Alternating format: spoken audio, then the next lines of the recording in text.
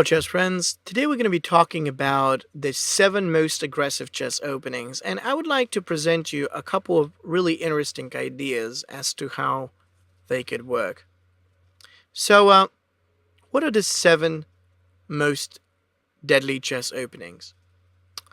Well, there are a couple, but most importantly, the ones that I will recommend you to consider is, first of all, the ideas you could start with as gambits. See, gambits are often known as being huge. They give initiative, opportunities, everybody loves them. I loved them quite a bit when I was younger, and I have to say that they're probably one of the reasons why I'm a strong player, but I have to also say and admit that I've never been able to handle them. So that means when I was studying those, definitely helped me to improve my play, but I was always very unsuccessful. There are a couple of tricks in playing gambits, but today we're going to be talking mostly about not so much the gambit stage, but rather how you can play aggressively in the opening. So let's go. Going with the Sicilian, what is the most aggressive opening that exists out there? The most aggressive for sure is the one in which white plays knight of 3, d6, exchange. And after black does go with a quiet Scheveningen, white's ready to counter this with the so-called Samish Attack. Very interesting. G4. Now, that's not to say that this is the most aggressive, but it's one of the most aggressive openings. The idea of it being to realize a quick shot towards the black pawn structure. And while black is trying to figure out what to do to make sure that he's safe, essentially, white wants to advance and get ready, so he could take the advantage there. This is a very important resource, very important way to go. Now, what happens? What comes after that? After the g4, black could do a number of different things, like one of them often being just completing the development, so he could play with the move of, say, bishop to, so pawn up to the h6. And then white can try h4. Wonderful idea. h4 sets it up for g5, but we're not playing that necessarily. It's very important. We're just setting it up. See, that's as important, and yet more careful. Don't rush.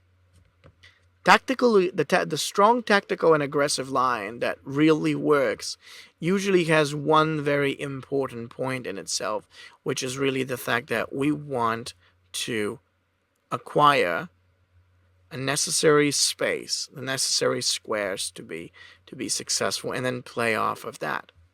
With the move of rook to the g1 that came out here, black plays in this position bishop to the e7. White does bishop to the e3, which really gives us the chance to be pretty strong. The d4 knight is well protected, and the g5 pawn is always there. Black plays bishop d7, and white can do a move like g5. You can see this approach creates no vulnerabilities for white, so the risk is very small. And yet, if you want to be successful against different players, I'd encourage you to look at it. Now, let's talk a bit about what are some of the major lines that you might encounter or experience with this line. Because let's face it, it's not as easy or straightforward as I'm actually pointing at. There's more to that you need to know. Going back, what people a lot of times do is knight c6. They allow our pawn to go there, but then they play knight d7, hoping to keep it together. Pretty good line, if you ask me. Now, again, you do not want to rush it. I mean, in some way you do, but not here. In this position, it is slightly better if we actually set more forces right down the center. So it's a very important kind of activity here. We've got the option. We're having the opportunity to follow up against the, maybe we can h4, things like that, h4, h5, and so on and so forth. With this in mind, apparently black's got quite a bit, black is quite behind in his development. So, what comes out next? Interesting. After the move of knight d7 and h4. Black could play bishop to the e7. White's going to go for h4 very quickly. And so in a way, you get to see what this is all about right now. Really growing the attack. Perfect. Is there more to that? Of course. But this is a great start to begin with. We also have the idea of h5, g6, so in case black castles. And in a way he should, because if he doesn't really get the castle, he is not going to be able to finish up and complete his development. So, this is pretty important. Let's imagine that black plays short castles, queen to the d2. We're ready now to continue further with a move like h5, and we'll be ready to go to carry on with g6. This makes a lot of sense. What comes out next? Well, black can play a6 most likely. And, of course, after the move pawn up to the a6, white could very quickly do a long side. Castles, knight takes d4, queen takes to the d4, b5, and surely we could go ahead with h5. What is so excellent about this position is really the setup. See, for example, when we have the move of pawn to the h5 being played, then we can understand a lot of the power. The power of development that white is able to set up is wonderful. Imagine if black plays a move like bishop takes g5. White's ready to play alongside rook g1. If black plays bishop takes to e3, there is going to be the move of queen takes to the e3. See, all these sequences are perfectly working to white's advantage, simply because he's got it all he's got it all there. And again, you see the aggressive line that comes out of this. Now, what other aggressive variation or line exists out there besides this? Well, let's imagine that people do e4, e5, one of the most common lines. Now, we've got different type of variations here to play with, but certainly one of the most aggressive is the King's Gambit. Not being so popular nowadays because it's considered a little wrong, I have to admit that the King's Gambit is one of the most inspirational openings that could ever be there. Point behind it is that white's ready to sack a pawn, but then when black accepts it, essentially the idea is that he'd have to lose quite a bit of his, good, decent control around the center. And it could give white a wonderful opportunity around it. So you could see it is a twofold way of taking advantage. What if black takes? Well, white can play knight f3, g5, and then bishop to the c4.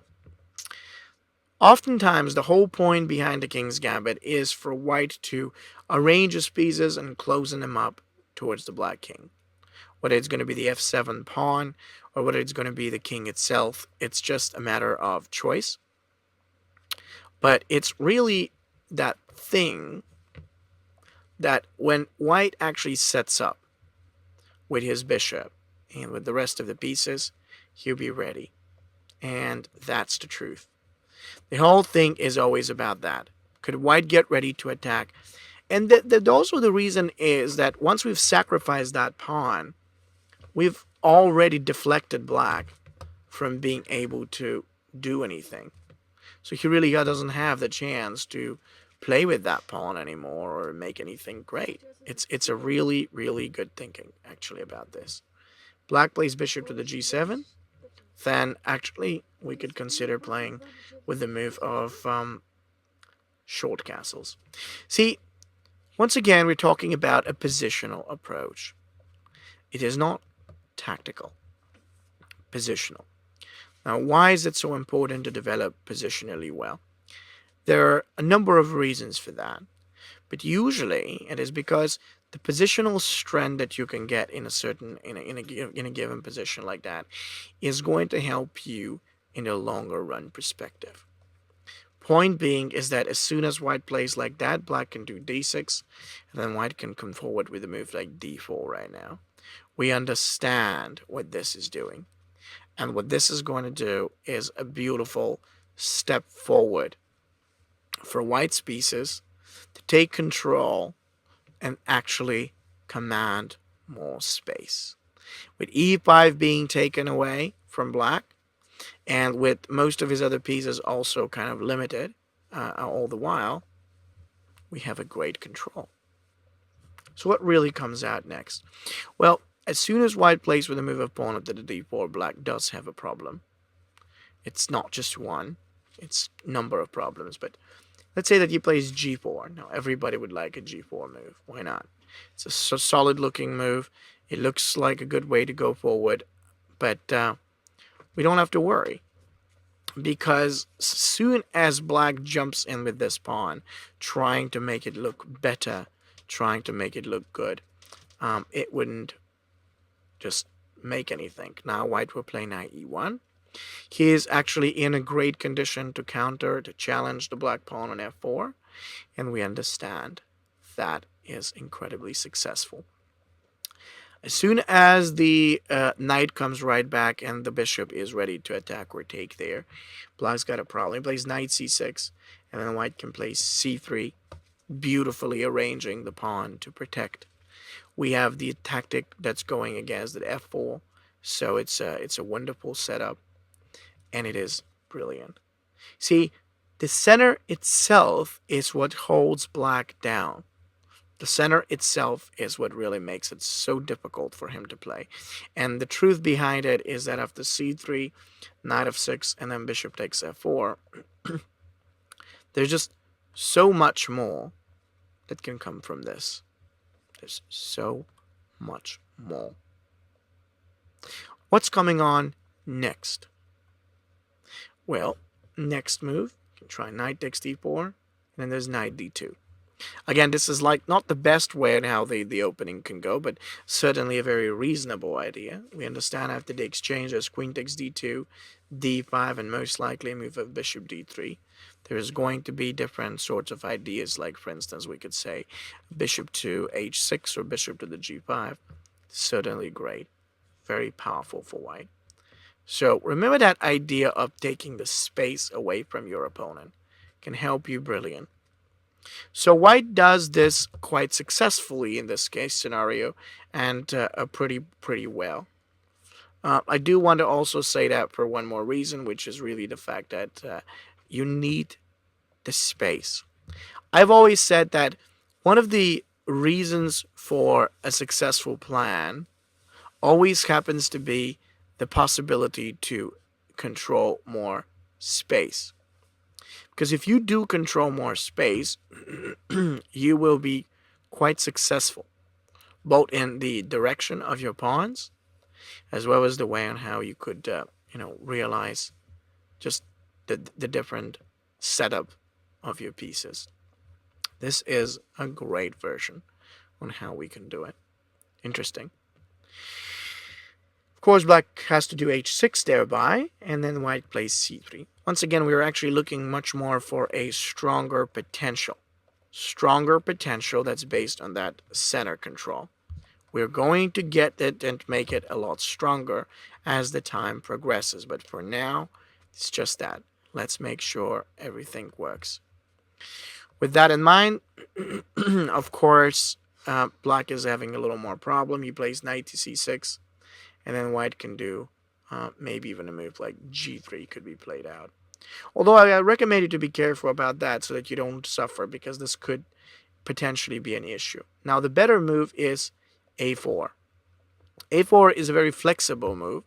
It sets up the pawn for the possibility of going on to a5 if we need it. But more importantly, what it does too is that it kind of gives black a chance to do or decide actually what to do. Let's imagine he plays queen e7. We play a5. See, the interesting part here is that he cannot do anything too much. He cannot attack, he cannot break through, or realize different sorts of attacking moves. So white is able to very interestingly capitalize on the fact that this pawn can go forward, and maybe even the other one can follow. Black castling on the queen side right now is going to be a rather dangerous thing to do. So we could say that, that's a good advantage for white. Another possibility, most likely we could say, is what happens if black tries, say, bishop to the g4. Now, bishop g4 is definitely a resource, but it's not a good resource. For instance, in case the black bishop comes out there, we could see that there is going to be the move of queen b3 coming up. Queen b3 with a threat against the f7, and so after black plays queen d7, there's going to be bishop takes to f. It's a very interesting way to go. With that in mind, black is losing. Queen takes to f7 would be a perfect thing, because then we could do a move like, say, actually there are plenty of moves, but I do love the move of rook takes to, like there's queen takes to the b7. We get a perfect possibility, a great shot. It's a threat. c6, a8. It's definitely a big problem. And then he's got a lot of things to be worried about. Beautiful. Very interestingly played, but quite impossible, I have to admit, so that he loses. A lot of times it is just about that type of principle. Just thinking about where can I threaten or how can I attack. It's just a small move, and yet it busts his position completely open. Yeah, very good. Like, this is what King's Gambit is about. Very aggressive system that provides wonderful opportunities if you're looking for something that's more attacking. Let's take a look and see actually what happens. I wanted to tell you another idea that is appearing in a different opening. Supposedly you play d4 and your opponent goes knight f6. Very normal, standard way of development. What is this one all about? Well, the line of knight f6 is all about one thing, really. And it's about, okay, he wants to just develop, play the King Scythian maybe with g6. Now, how do we make this aggressive? I like the subtlety. See, when you are more subtle, you will likely have better opportunities in being more successful. Subtle is always good. It's just that it's not easy. Bishop g7, white can play e4, d6, and f3. This is called the Samish Attack. At first sight, the move does not look anyhow impressive, and it actually seems a bit slow. But then you realize that the move itself has a strong value. On its own, it seems to be pressing on towards the g4, so we can actually prevent black from playing a move of bishop to the g4. And at the same time, after he castles, we can do bishop e3. Now, what is this f3 pawn doing, really? The reason why we have it there is because we would love to have the opportunity of playing g4. Eventually, that type of a move is going to help us to get the g5 and carry on some strong threats on the king's side. Imagine black will play a move like c5 now. That's very reasonable. And this is a good moment for us to simply come forward. d5 may be played too. Great way of closing down the center and keeping black down.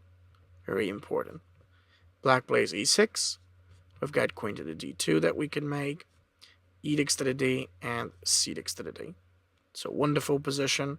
The pawn that's holding black down so that he cannot make a move like knight to the c6. And it's just making a great sense. Step by step, it's a brilliant idea of the development. Now what comes out next is that black could do a6, a4, rook e8, and knight ge2. But then at the same time you get to see there's not really a whole lot black can do against the center. We've got a very strong support. e4, f3, e4, and d5. Black's certainly very far behind, so that's actually not so good for him. And that is excellent.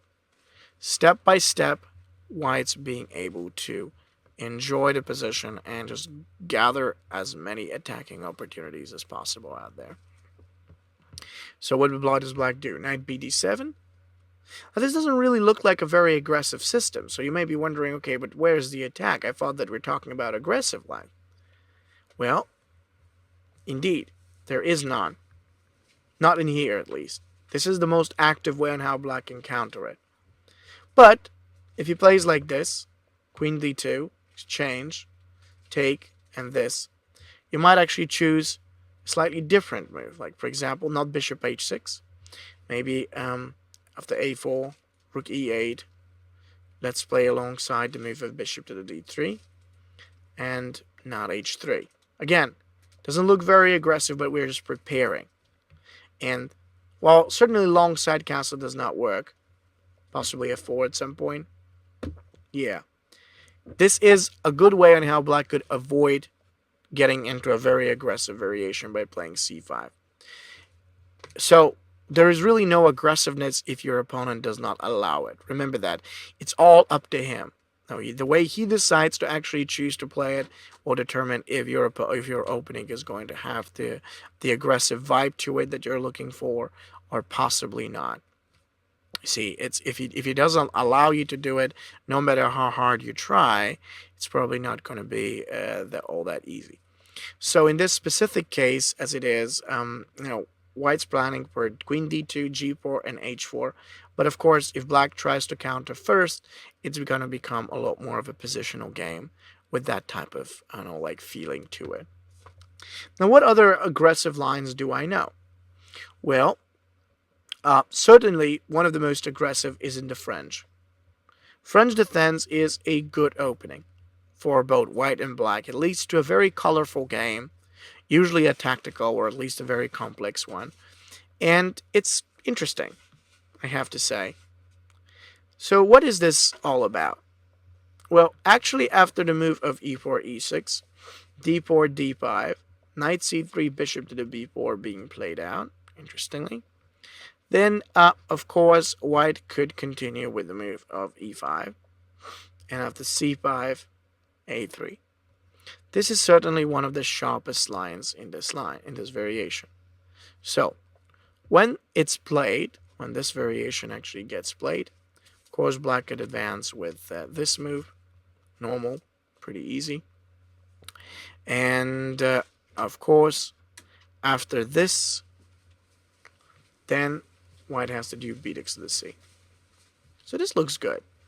And for just even if you look at it only from the perspective of how good the center stands, you'll still like it quite a lot, I'm sure. Anyway, what happens next?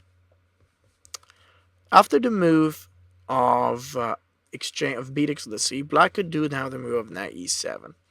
And you could see that in a way that's pretty easy. So he wants to do the move of knight e7 in order to get ready and possibly focus on knight g6, short castles, or maybe even queen to the c7. It makes a good sense. So now white plays queen g4. And this is where it gets really aggressive.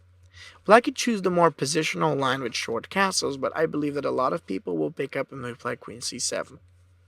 The interesting looking sacrifice of a pawn provides for a pretty sweet looking game out there, as you may guess. So what happens? Well, after the move of queen to the c7, white should more or less take the pawn. And then, in that case scenario, black could just play with rook g8, driving the queen away to take the h7. And so black can do then a move of c6 to the d4. Pretty wonderful as an idea. It is a good tactic because then he is actually able to attack the c3 all the way. Pretty interesting way to play it. And then after queen e2, knight b to the c6. He is being able to counter the e5 pawn, but more importantly, it's now white who's got to figure out, okay, where do I go with my pieces? It's not that clear. Not yet. Well, that's the trick. After the move of knight to the c6, white can play f4, bishop d7, and queen to the d3, arranging a very nice defense. I've always said it that if you can make a complex opening look simple, you have almost succeeded. Because essentially that means you're standing out of threats, out of the harm's way. And let's suppose that black plays d6 to the c3 right now, and then white can play knight x to the c3. Such a good idea. We have knight b5 as an opportunity. We've got other type of ideas. So things don't look so bad after all. It's a good move. Very good idea. With that in mind, surely white is pretty strong. So he actually intended to continue with this. Then black carried on with the move of a6, and white plays rook b1. Now this position is basically all over the place. There are advantages and possibilities on the king side, and then there are advantages and possibilities on the queen side. Like each player has its own agenda, and that's why I was saying that it's sort of all over the map. There is no one idea or no one activity that will be proven correct. So what is this really about? Okay, or at least in this position. Well, let's talk about what black could try. Black can try now playing alongside castles. Now, in positions that are as tactical or as complicated, one of the things that's most necessary is who leads the initiative. This means more or less answering the question, who's got the ability to create threats? If you've got the ability to create threats, good for you. If he's got it, not so good for you. In this particular case, upon the black castling on that area, surely he's going to be in a little bit of trouble that he doesn't want to be in, but he's going to have to. Because with the next move, the very next move, white is setting up for the move of the queen takes to a6. A pretty powerful candidate. Going for the queen a8. We see that after the capture, there's bishop takes a6. There are hidden weaknesses, all kinds of, interesting and exciting opportunities for attacking. It's impossible to predict at all. Not in such a position, not in such a case. But queen takes to a6 definitely looks very exciting and really interesting. The rather good defense that black seems to be having there proves not as good. And even in case he does go for a move like knight a5, white could still drive forward by playing h4 and maintaining quite a bit of his pressure as it comes against black here. So that's a very good idea. Is there more to that? Of course. This is just the beginning. White's definitely setting up for the move of h5 right now, but it's not just this. It's more. That h5 is going to be a great way to kind of hold some of the black pieces down while we actually keep growing. Let's see what it could lead to. Black can try knight f5, rook h3. One of the big things about such a position is to always think about pieces. Most chess players rarely tend to think about the pieces. They think about threats, and then they think about abstractions of that kind that really depend on the position, not so much on what they have available. I always say it, think about the pieces, because it is the amount of pieces that you join or you utilize that will often determine the outcome of the game. The way white can place his own rook on the h3 right now and look at it like towards the defense on the queen side and more tactics is really his major advantage at that point. Whether this will work perfectly or whether we'll be able to exploit the black mistakes, I think that really depends on how the game grows, but it certainly does not look so bad right now. And we do it. Thing is, right now, if black castles long again, there's going to be h5. Even though there's no sacrifice out there, white is still keeping up an incredibly good activity, making the position very aggressive and almost holding everything that he does or he does not know because of the perfect piece activity that's in the present, available in the present time. Really interesting and beautiful to see. What other aggressive openings do exist besides that? Well, many. French, Sicilian, e4, e5, those are just three, but d4 to, I have to admit to you that if you're looking for something really aggressive from the black side, there are ways to get it. For instance, imagine that your opponent plays along c4. When I was younger, I was very afraid.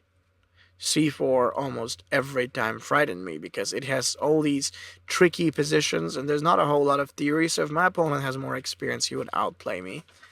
And then I learned a super aggressive line that goes with e5, knight c6, f5, and knight f6.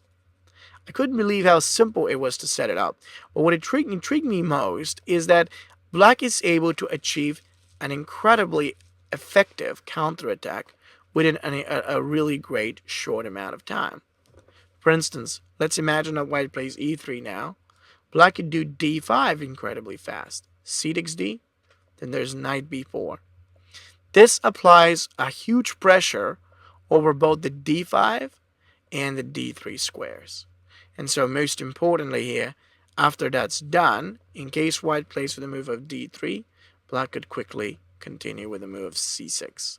We've got a pressure against the the pawn on the d5, and this is going to be a great idea. Step up, great space, wonderful opportunities. It's all in, and white has to worry. a3, knight b takes to the d5, bishop d6 as a follow-up, short castles, and most likely the next move are going to be bishop to the e6, and so on. This is a wonderfully aggressive and I would say a beautiful setup for most of black's pieces, but it's just one thing. There's so much more that can happen. It's just great to see this line developing in such a way. You also want to see another idea, that is if white plays d3. In case he actually goes that type of a move, it's okay for us because we could concentrate on the move of bishop to the b4. And then with that in mind, after bishop to the b4, we could actually focus on exchanging the white knight and creating certain bits of weaknesses down there. For example, if he plays knight f3, we could do a trade, recapture d6, castles, castle, rook b1, queen e8, and then we're ready to commit towards the attack on the king's side. We can have that queen go up there now. We could have the rest of the pieces really step forward and advance. One of the beautiful concepts about such a position is really the concept of setting up and advancing.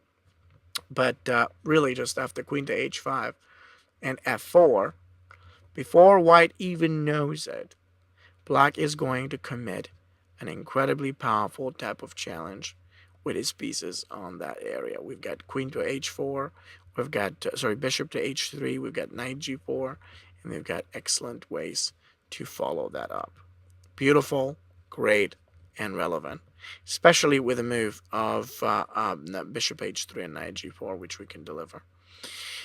One of the really important things is that in order to be aggressive in any opening, you need to think of the different lines. Like what line of thought you'd like to use so that you could manage your pieces all that well. With the f4, we certainly have a great way to go for it. And it is perfect. It's really beautiful.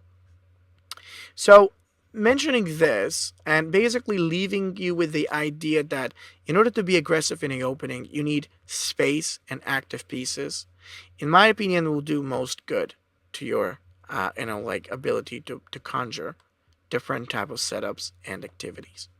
So just remember that it's not easy to be aggressive. You want to have good preparation and the ability to stand nice. Once you have that kind of setup, you could already consider or start thinking a little bit more about different type of tactics and find out how they could work. Hope that makes sense, and good luck in playing aggressively in the openings.